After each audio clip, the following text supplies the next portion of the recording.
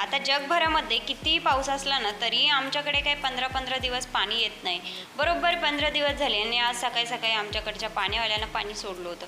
मग काय, सगळी कामं बाजूला ठेवली आणि अगोदर पाणी भरायला घेतलं, कारण परत पुढची 15 दिवस काही पाणी येणार नाही.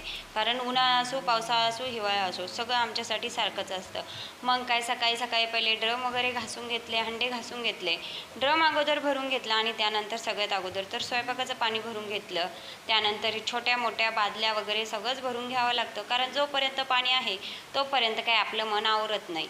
तर या ठिकाणी मग सगळं पाणी भरून झाल्याच्या नंतर आंघोळ करून घेतली. अगोदर तर स्वयंपाक करून घेतला आणि दुपारच्या वेळेस मग घेतलं मी या ठिकाणी लोणचं बनवायला.